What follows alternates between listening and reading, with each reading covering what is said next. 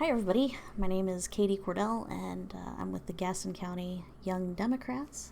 And I'm here with David Wilson Brown, who's running for North Carolina 5th District of Congress. Thank you for joining us, David. Of course, it's my pleasure. So we'll go ahead and start off with kind of your 30-second elevator pitch. Okay. My name is David Wilson Brown. I'm running for U.S. Congress against Virginia Fox in North Carolina's newly redrawn 5th District. It includes parts of 11 counties. I'm going to list them real quickly. Gaston, Cleveland, half of Rutherford, Caldwell, Watauga, Ashe, Allegheny, Wilkes, Alexander, and a portion of Catawba County, a northwest corner of Catawba County. So it's a big district. I ran in 2018 in the old 10th district against Patrick McHenry, was going to face him in a rematch, and then they changed the district and made my opponent Virginia Fox, which isn't a bad thing. I think that she's certainly a worthy opponent of getting out of Congress for sure. And went to school at Appalachian State, so I spent 4 years in Watauga, so very familiar with a big swath of this district. I'm a IT consultant. I have a wife and 2 kids down here in Gaston County in McAdenville, Christmastown, USA. And just after the 2016 election, I realized I could not stand on the sidelines anymore, that I had to get involved. I did have the opportunity and privilege to serve as a congressional intern when I was at Appalachian State. And I actually was on Capitol Hill for the summer of 1995, just to date myself there a little bit. I 100% understand and am interested in federal politics. I've done a lot of research. I'm a big reader, not necessarily a book reader, although I am that as well, but I'm more a news and policy junkie. As an IT guy, I think it's a big benefit for sending someone to Congress who understands what the heck's going on with technology. I was commenting the other day, I would love to sit across the other side in a congressional hearing from Mark Zuckerberg and really question him on some of the garbage that's gone on at Facebook and some of the other big tech giants. And I cringe every time I see them in a congressional hearing because the stuff they get away with, because people don't know enough members of Congress don't know enough to question and challenge them on these issues. I think it'd be a real benefit to our nation, but also to our district. I think our district could be ripe for being a tech corridor. We could have a great opportunity. We already have different parts of our area has big tech hubs.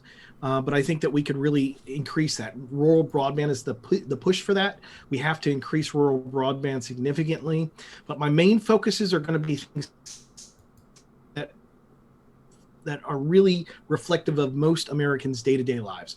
Number one, we have to deliver Medicare for all, healthcare solution to make sure that everyone has single payer and everyone has coverage. From cradle to grave, every American citizen should have healthcare coverage without question. We can't consider ourselves the greatest nation in the world if we can't deliver on that. Number two, I think that it's high time that we truly reward the dignity of work by making sure that everyone, no matter what job you do, can earn a living wage. That means if you're working a 40-hour week, no matter what you're doing, you should be able to afford the bare necessities in life and even some leisure, making sure that you're able to enjoy life. That's why we were built as a nation, to pursue life, liberty, and the pursuit of happiness. And I think that there are too many people caught up in the cogs of the wheels of our economy that they're not able to fully enjoy life and pursue that happiness.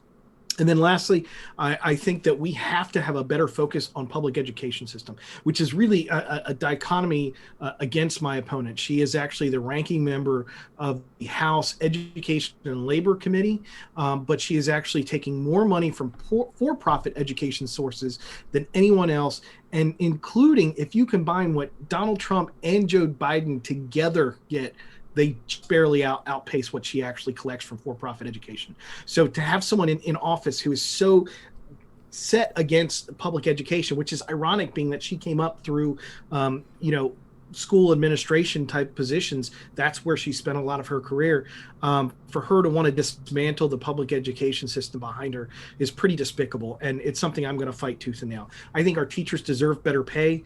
One thing I'd like to do from the federal level, since schools are operated at the state level, the federal level, I'd like to make all public education sources or teaching positions federally income tax exempt, which means that they won't have to pay federal income tax on their salary, because they're doing such a critical need for our nation, and it would have a positive impact no matter where they live in our nation.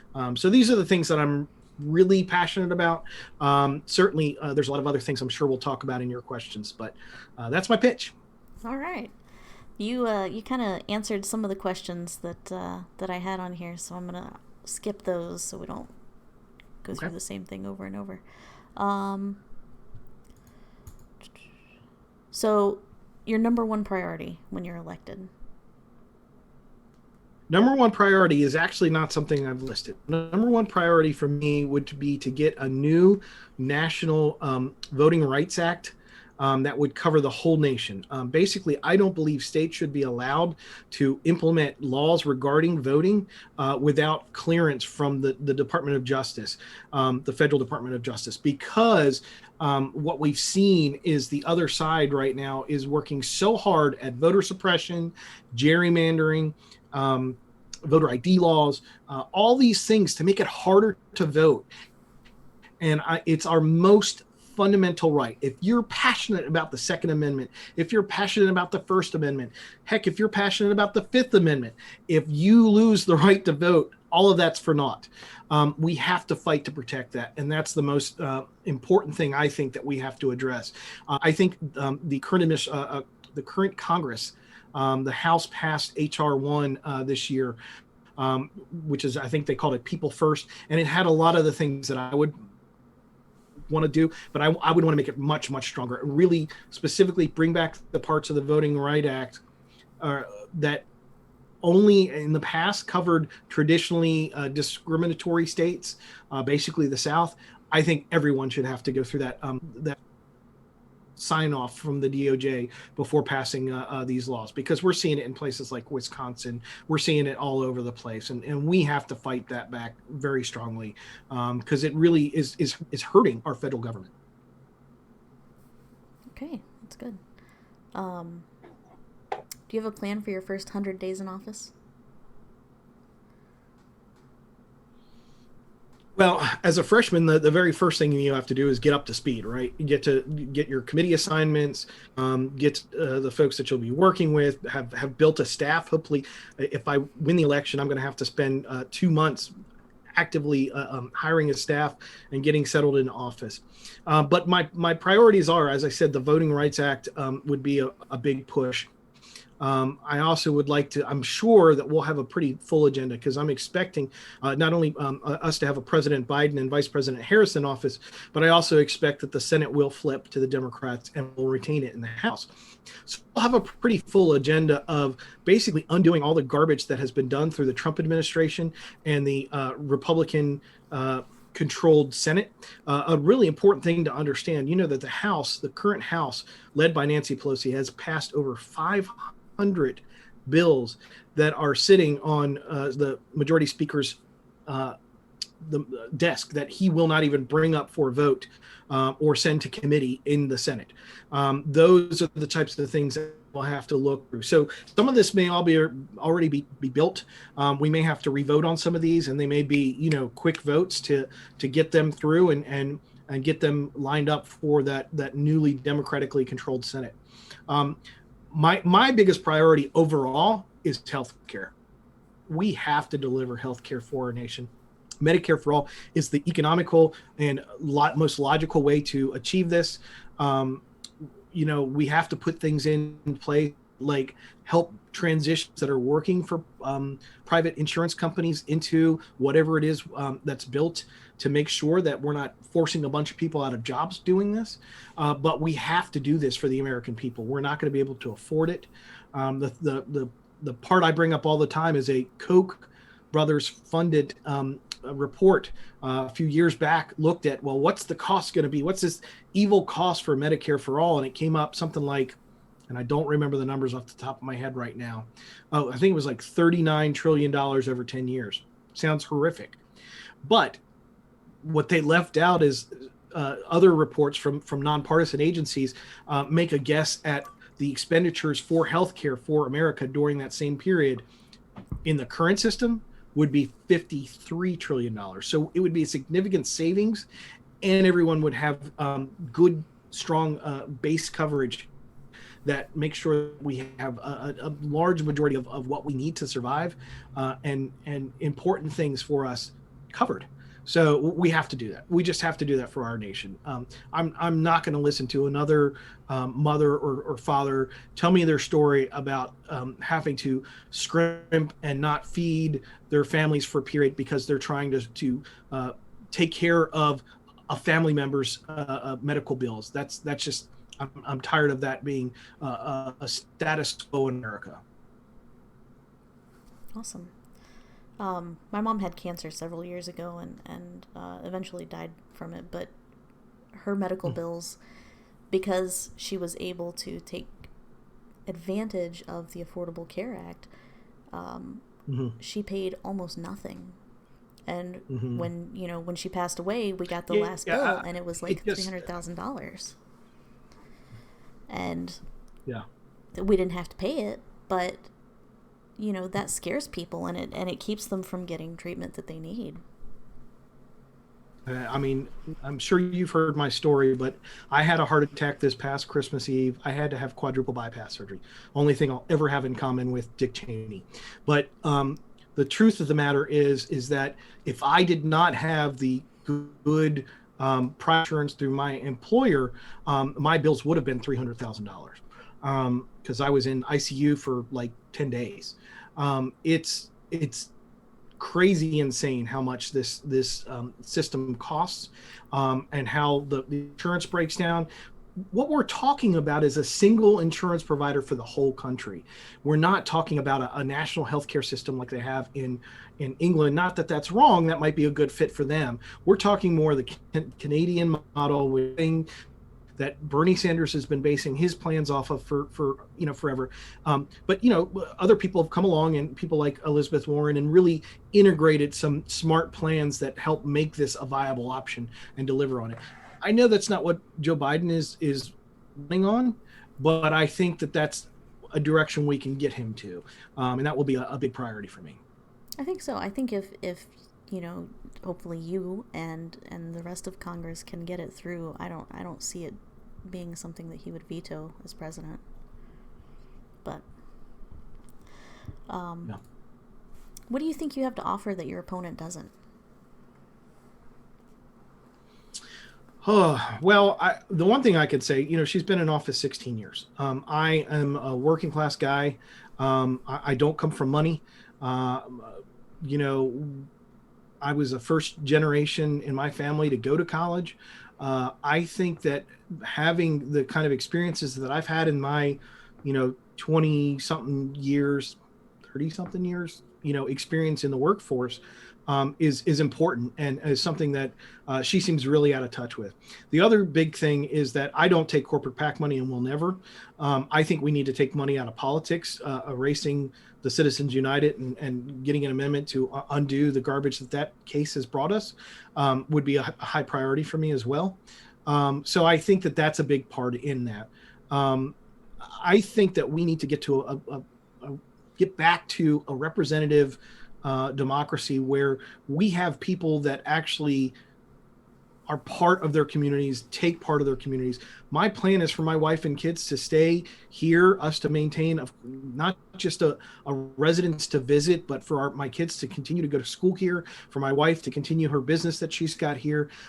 These are who we are. We are North Carolinians who want to deliver better. We're not going to quickly move and become, the Washington elite that's living in the Beltway. I'm going to do everything I can through what the difference in my salary is going to be to come back as frequently as possible, not necessarily put it all on the taxpayer.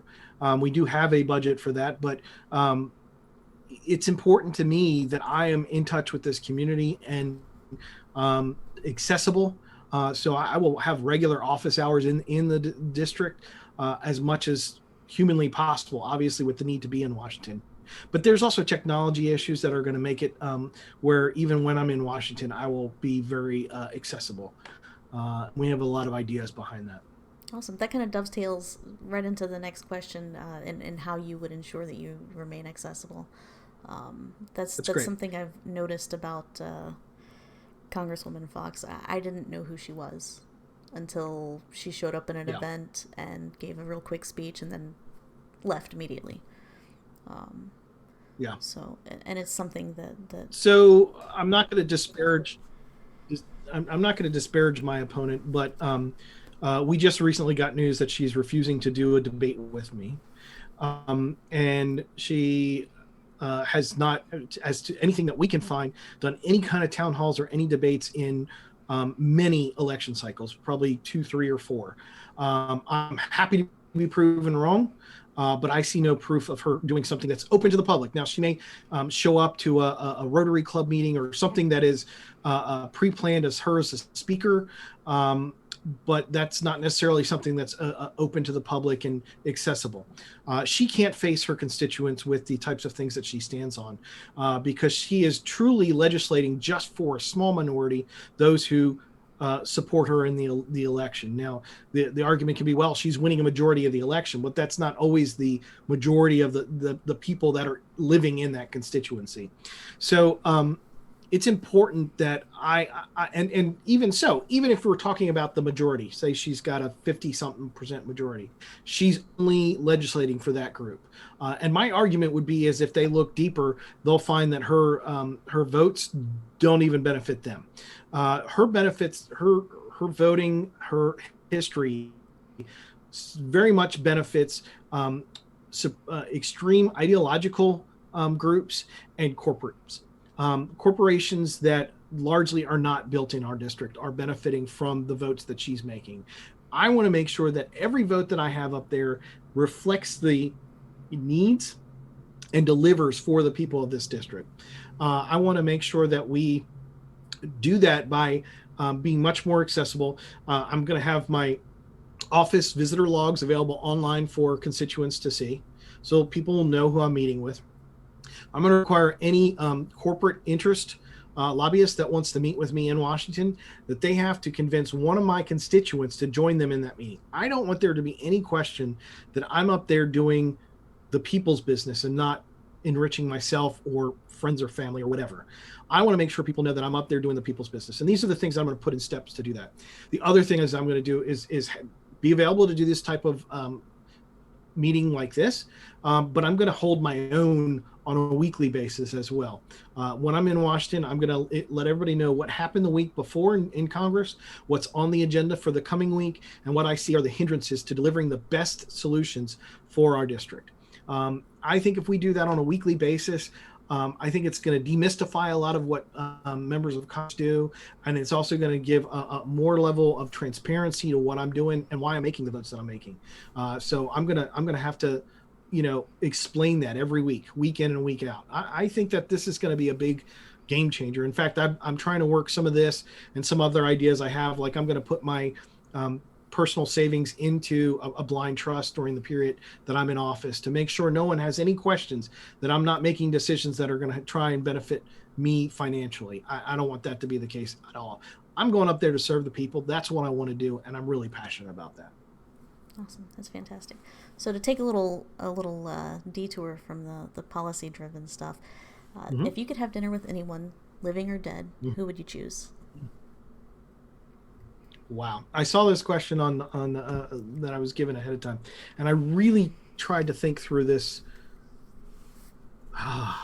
That's a tough one. I think my go-to would probably be John Lennon. I'm a huge Beatles fan, and um, there would just be something about talking or meeting with him. The other choice would be if it was just the living. I might actually say the Dalai Lama. I've read a lot of books from him, and I'm really impressed with his philosophy on life, not necessarily his religion, but his philosophy and his outlook and his positivity yeah, that would probably be who. Fantastic. I cheated by saying two. Oh, that's fine. Whatever. All right. So back kind of into policy. Do you believe that systemic racism exists? And if so, how do you think we can combat it? Yeah, I absolutely know it to be true. The way to combat it is to relook at how we do policing. I'm not bashing police. I think that our society would crumble without our police forces. I think that we have many fine officers, and I really wish that we could fix what's wrong with it right now, so that these folks don't feel, the good folks that are working hard, protecting the peace, could have the faith that America's behind them. I think the issue is that we have allowed this culture to build up. It's almost a boys club kind of culture, that's grown up around the police force, that's reinforced by police unions, to basically say, listen, and it's honestly, it parallels a lot the mentality of gun rights activists.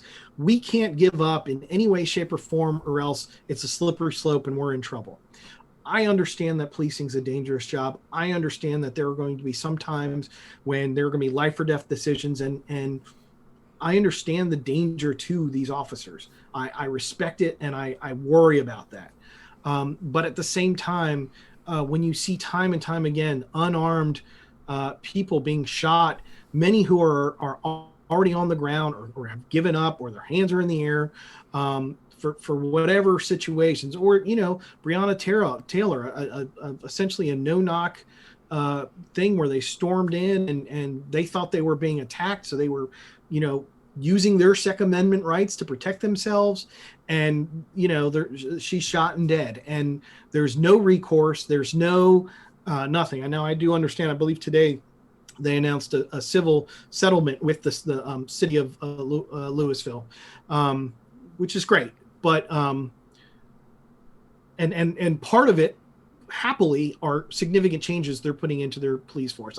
I supremely applaud the Taylor family, or her family, for making sure that was part of what was dealt with. But that doesn't excuse the officers and let them out for what they did. We have to do, and there's a great site, it's called 8 Can't Wait. It's 8 steps that can be done like immediately for police forces to help mitigate and deal with some of these issues. But that's the far end of the spectrum, right? There are the you might call them microaggressions that police officers often do. I saw a video the other day online. A guy was asking a police officer about his thin blue line face mask, and the officer arrests him on the spot. And what his justification is, how he can justify just being questioned about something as being a reason to arrest this man. I mean, maybe there was more to it, and I'm certainly open to that possibly being the case. But to me, and of course it was an African American male, to me, that level of an officer being able to make decisions about arrests and all this on the fly, in the heat of the moment, out of anger, out of supposed I don't know what he might have called it, disrespect or whatever. We have to remove that. We've got to get that out of the police force. The other thing that's important, and I think this is part of the grander scheme past the 8 Can't Wait, is we ask too much of our police force. We send them to situations that are beyond just keeping the peace, and they're oftentimes things that mental health experts need to be involved in, that deal with homelessness. All this thing is because we've eroded the funding for our social services in municipalities and states across the nation. And it puts too much on the police, because when there's a disturbance, when there's an issue, we're always sending armed people. And in some situations, that may be the worst decision that we're making. So that would be, and I know that what I've described essentially may be the core value of what they call defund police. I think that's a stupid term. Whoever's come up with it is completely lost the way for connecting with the voters and letting them understand things we see that need to be changed to make things better for everyone, including the officers of the law. And I've had good talks with police officers who agree with a lot of this stuff, and they feel caught up by that issue. But we have to have better training. We have to go strong after these folks that are in officers of the law and doing things like posting racial, stuff in their social media and, have these interactions. If they're going to claim that it's just a few bad apples, then we got to work really hard to make sure those bad apples get out with one strike and you're out kind of scenario, because we can't have someone who's protecting our people and all communities equally if we have that we suspect or are concerned about their level of aggression, their level of racism, their levels of misogyny, all these things that are built that could be at play when they come across members of our community that need help. Good. Okay, so we've got a follow-up in the chat. A viewer asked, would you push for state or national limits on police union contracts? If so, what would be one of the main things? I don't know how we can do that. I don't know how we can adjust what's wrong with police unions. I'm very pro-union, but the argument you always hear about unions is that they keep people in positions that may not deserve to, they deserve to be fired. You hear that about teachers unions, you hear that about all other kinds of unions. My argument is that we have to have a zero tolerance scenario in a law officer position because of lives being on the line. Now, conversely, I would love to invest more in the police in their protection. Their protection gear is inadequate. Especially with as armed as our nation is. I would like to see investment in better protection for the police officers, whether that means better bulletproof gear, whatever. I don't want to militarize them by any stretch of the imagination, but I also want to make sure that they are supremely protected, because we are sending them out in dangerous situations, especially with gun rights as they are in our nation. So again, I appreciate the fear that law officers have. I think the answer for unions is that we have to figure out ways to better negotiate with them to make sure that they are actively involved in getting the supposed bad apples out as quickly as possible. Mm-hmm. And just real quick, you kind of touched and you talked quite a bit about policing, but what's your stance on qualified immunity for police officers?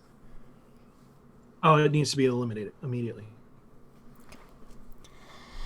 All right. So you've talked about your support for Medicare for all. How do you kind of envision, on the nuts and bolts level, if I need to go to a doctor, how do you mm-hmm. see the government being a party to that?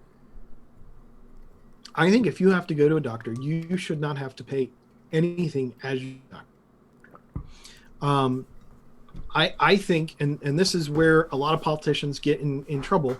I think that we all will have some amount of taxes raised. Now, are there better sources of it from coming out of the middle class and those beneath the poverty level paying out more taxes? Absolutely. I think we need to tax the bejesus out of corporations. I think it's to their advantage for us to have a healthy populace that are better able to deal with wellness issues before they become systemic and problems. So access to medical care ahead of time, preventative care, is to their benefit. So the biggest issue is we've allowed corporations to pay less and less and less into what amounts to our federal funds, our national funds to take care of the things that they rely on. Obama got in trouble by saying you didn't build that. Well, his point was you didn't build the business. It's that the business sits on a foundation that is America, our infrastructure, our education system, our police and fire, all the things that our taxes go in to pay for, is the framework upon which a business can be successful. We have to make sure that corporations are paying their fair share, because right now what's happening is, and why so many people fight against taxes, is because the burden has shifted in the past 40, 50 years to the middle class, as opposed to the corporations where it used to be. So as they kept arguing for their shareholder value and releasing it, more and more has been on us. And to have it not be on us, then you have the Republican Party say, well, we want to lower taxes for everyone and pay for less. And the issue is they're basically starving what they consider the beast. But the issue is that together, the money we have together can deliver much grander things than what we ourselves individually can afford and deal with. That's why we have government-funded police forces and fire forces and roads and all these things that we couldn't possibly deal with on our own. So the long and short of it is I got a little off track there. I'm sorry. Help me get back. That's fine. How you envision Medicare for all working on Right. on the Thank you. small Thank you level? so much. So in the end result is we need to increase what the wealthy and what the corporations are paying. We need to protect our small businesses during this transition, but we also need to make sure that when you go to the hospital, when you go to your doctor, that you're not paying up front.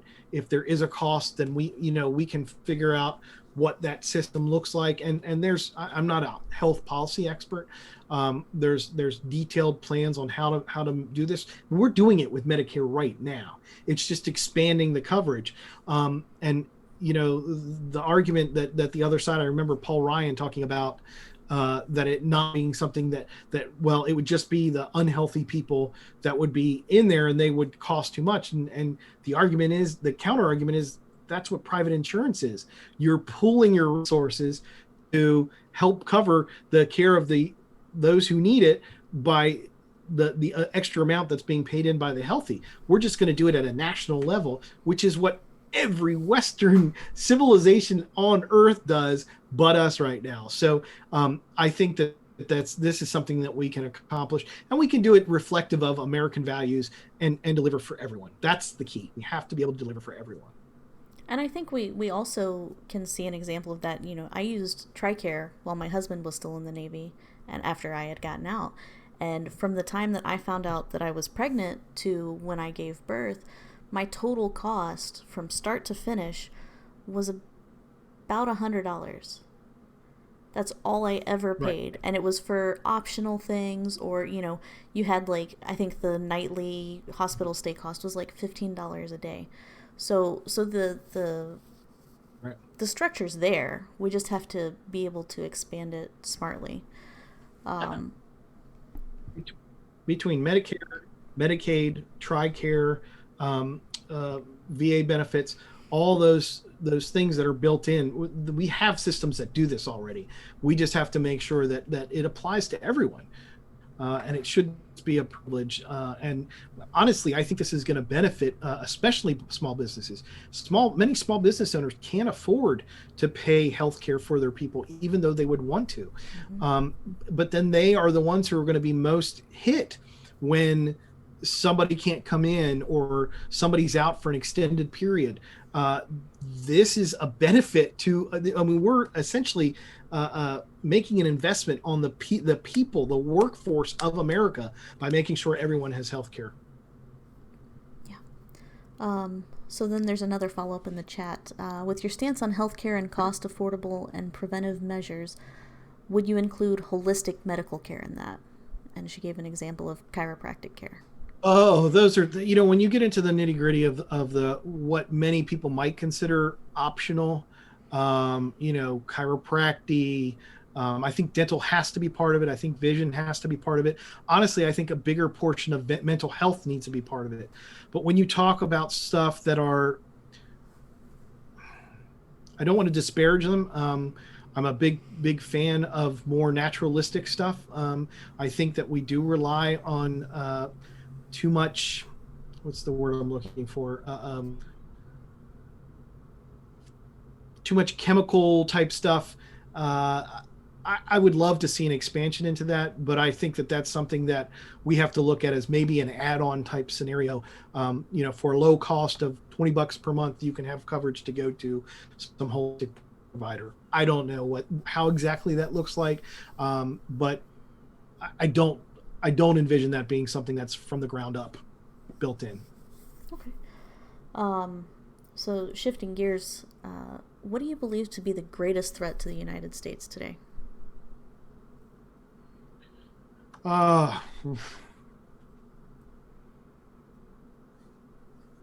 Honestly, I think it's white supremacy.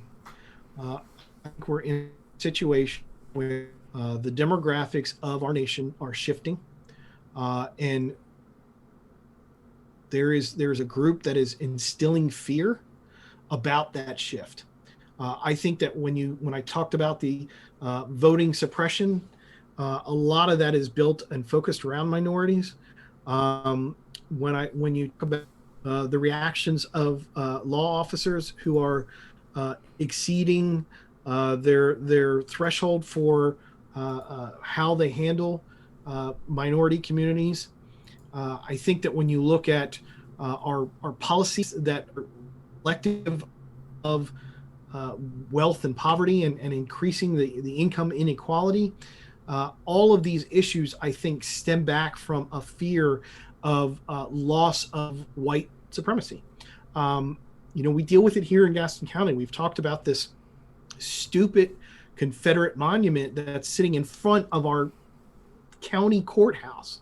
And my argument is how can anyone go into a courthouse as a person of color and expect equal treatment under the law when they have to walk past this monument to white supremacy? And anyone who tries to tell you that there's history or whatever, it's all, and I'm going to be frank here, is bullshit.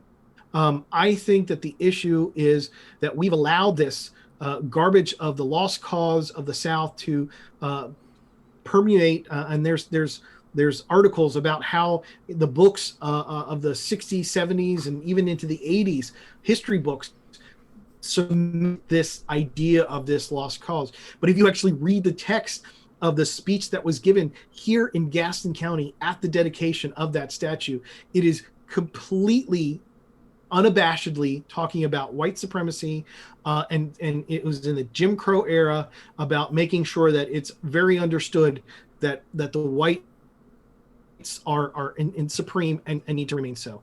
So let's get rid of this. Let's stop saying that this has any history other than this. It's hate speech, and it needs to be eradicated. I'm okay with it being moved somewhere off of public lands, but at the very least, they need to be removed from our county front steps of our county courthouse, because when you talk about equality under the law, these are the things that matter. And it's only a symbol, but it's a powerful symbol. And you think about not only the person of color that has to go by that, but you think about the white lawyer or law enforcement officer who goes before that. What image is that reinforcing to them when they have to do their duty? It's got to go. Okay. What changes would you like to see in terms of our foreign policy?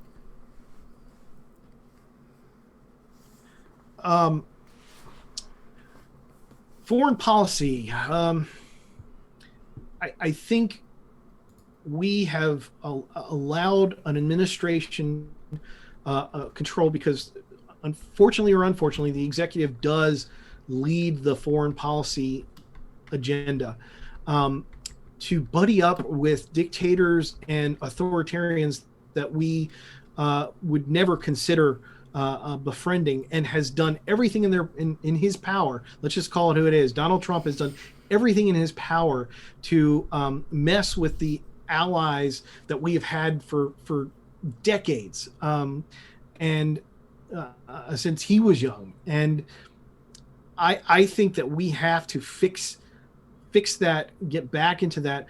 I think climate change is going to be a cornerstone of our foreign policy going forward. The fires that you see out west are truly a visual cue of what climate change has done for us. And I don't know if you're aware, right now we have 5 tropical storms in the Atlantic Ocean, which is, I think, tied with the record. This is the types of things that are going to happen more and more if we're not careful. And what is going to drive the future of foreign policy is going to be climate refugees. If you look at what's gone on in Syria, what happened that light the fuse in Syria was a drought that caused all the rural folks from the outlying regions to come into the cities and cause the friction and be angry at Assad's treatment of them and dealing with the issue that caused the fire, lit the fire of that civil war. This is going to happen more and more. We had a situation where I believe it was in Cape Town, South Africa, where they were very close, like extremely close to basically losing their watershed for their population of like 6 million inhabitants in that area. If that had happened, where would those 6 million people have gone? These are the issues that we are going to be dealing with more and more, and we need to be a strong nation that's able to make our priority fixing these places, and that being our prevention for future wars. Because if we don't proactively, not just as us as a nation, but together, that we want to make sure that we work together with the international community to stave off these areas that are going to breed war. If we don't deal with these issues, we're going to have mass atrocities. We're going to have just dangerous situations worldwide, and we have to prevent them. I don't want to be the world's police, but I think together as the international community that we can work together to stave off the issues. If we get ahead of the curve, we are so close to missing the boat on being ahead of the curve on solving our climate issues. And we have too many people in power who legislate for today and not for tomorrow. And especially here, speaking with young Democrats of Gaston County, understand that my focus is heavily on what am I doing to leave tomorrow better. I was briefly a Boy Scout. Our motto was leave it better than you found it. That is going to be my motto going to Washington. And that should be our motto as a federal government in reflection to our environment. Okay, so since we're running a little low on time, I'm gonna skip a couple questions, and I wanna ask you, what makes you most hopeful about the current state of the U.S. and North Carolina? What makes me most hopeful is the rising up of voices in unison to say that what is going on with our current administration, what is going on with the enablement of these institutes that are out of hand and out of control and not serving the whole of the communities, that we have people rising up together with one voice. Now, certainly there have been protests that have gone into dangerous territories, and I'm not condoning that at all. But we have a right to protest, and we have a reason to protest. Protest isn't always pretty. Of course, I'm going to condemn the damage to, private and public property for sure. But we have to wake people up. When things are done politely, oftentimes it's easy to not be heard. But my hope is that all those people that are active and angry and frustrated understand that step one to making a fix here is getting out and voting this election cycle and making the vote for the Democratic Party, because that is your chance for hope to move forward. I'm not saying that President Joe Biden or myself as a congressional candidate, or whether you want to talk about our Governor Roy Cooper or Cal Cunningham running for Senate, they're all white guys. We're all white guys. I understand that there is a need for a reflective government that is more reflective of the people of America. And I'm very much about that. But in the now, here and now, these are folks that I promise you have a better view forward than what we're being handed right now. And if that's step one to where we need to be, it is. That's what it is. We need you to get out and vote. Even if you're frustrated that your top primary choice did not get the nomination, I'm in that situation. That is still, compared to what we have in office right now, and the enabling, and if we don't have a strong refutation of Trumpism, then America is lost as a democracy, and that's not hyperbole.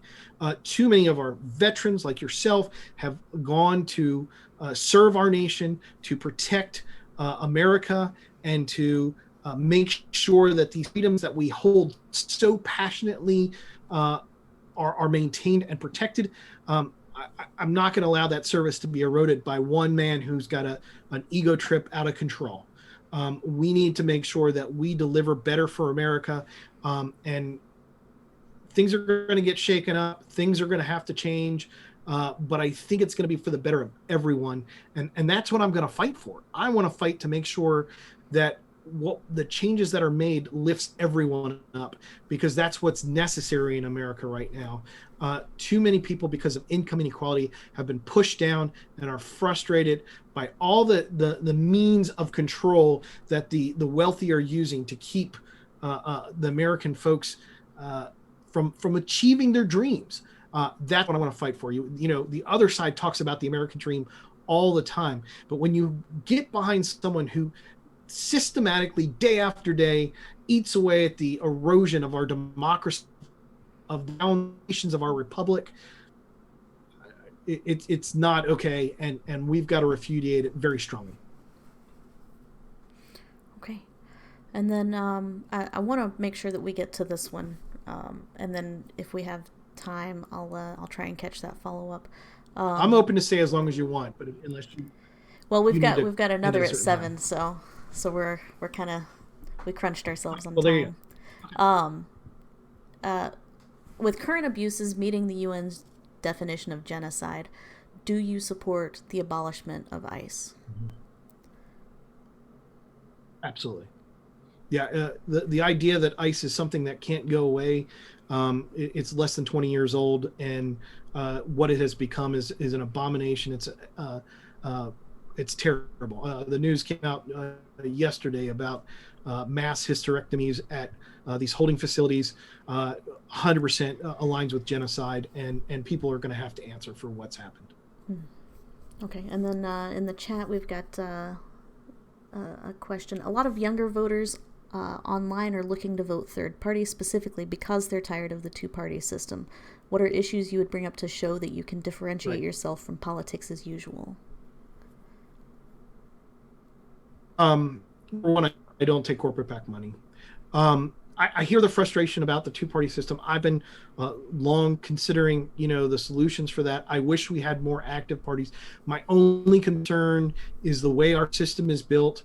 If we have a lot of parties, we will likely end up with what we essentially have now, which is a non-majority president. You understand, our president, because of the Electoral College, but largely because of third-party votes in the last election, he got elected in states and won those electoral votes and ended up getting elected with not the majority of the national vote. We've got to fix that. But beyond that, if we had too many parties, we would get in situations where the president elected would not have the majority vote. And we see the problem with that. I wish we had a different system. The only thing I can tell you is I truly believe that if done right, the two-party system is our tent party, and there is the opportunity. You see the transition the Democratic Party has done by the influence of Bernie Sanders, Elizabeth Warren, the progressive wing, which I would proudly be part of. I think that there is answers for both of that in the Democratic. The Republican Party is all Trumpism now. Um, they used to talk about the different aspects of that, but it's all amalgamated into Trumpism, and any claim they can have about being conservative, about being moral, about being religious, it's all out the window because of that man. It led to there. He's the symptom, not the cause. But the truth of the matter is, I beg of you, if you're going to make a stand, make it 4 years from now or 2 years from now. Vote Democrats and help us win and get out from under the Trump administration, and then work your butts off to work up whatever your next party is, whether it's the Green Party you're getting behind or something else, a Democratic Socialist Party, whatever. Fine, that's great. But what we've achieved right now, through lost votes on third-party elections, protest votes, if you will, is a horrific situation for too many people, and it's privilege for you to vote, waste your vote, especially in a battleground state, when this election is so critical about saving our very democracy. So that's my feel on that. Okay, awesome. Just as a general note, the way I've kind of looked at it, and I've voted third party before. In 2012, I supported a third party candidate, but as a progressive, sometimes, and one of my friends on Twitter made this lengthy post about it. Sometimes progress is not taking steps backwards, and that's kind of where we're at now. Is we're trying to stop the bleeding, and the more we can, stay involved and stay engaged, the more we can push those progressive policies, the more we can push the changes that we want to see. But if we don't take a stand now, we may not have that opportunity. So that's kind of how. And the frustration is that the view of someone like Biden and Harris, Biden has a long history, and you can see an evolution there, a significant evolution there. He was one of the first senators to submit bill on dealing with climate.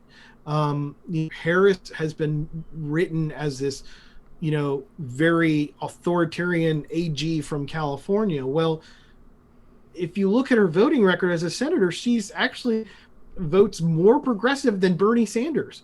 So, there is a lot of painting of individuals in the media. But if you really understand the details behind who these individuals are, we have a great foundation to build on for progressive values with the Democratic platform that we have now. It's not perfect. It's not what we want right now. And there's a lot of frustration of, we're tired of waiting. We need it now. We want it now. For God's sakes, this country needs your vote. Because if we don't forget about getting any value that you want, I'm more concerned about our health and safety if we don't fix this election. Not fix, but vote in this election to adjust the problems that are going on in Washington right now. Okay. Thank you very much for your time. I really appreciate it. There will be a highlights video that goes up hopefully in the next few days or so. Any quick closing remarks? Just give me a chance, and if you've got time, volunteer. Spread the word. We're having a big social media blitz right now. Share what you like and what you feel is important. Reach out to me. I'm very accessible. People get shocked when they call the campaign line and I'm the one who picks up. It's important that people understand that I'm the kind of representative I think that you're going to want. And I'm going to do everything I can in this election to prove that. You're going to have someone who's going to stand with you and fight with you, because you don't deserve any less than that. Fantastic. All right. Thank you very much, David. For everyone else, thank you, Katie. Have a great. Thanks. We'll be back in a few minutes with Shay Adams. She's running for school board for Gaston County at large.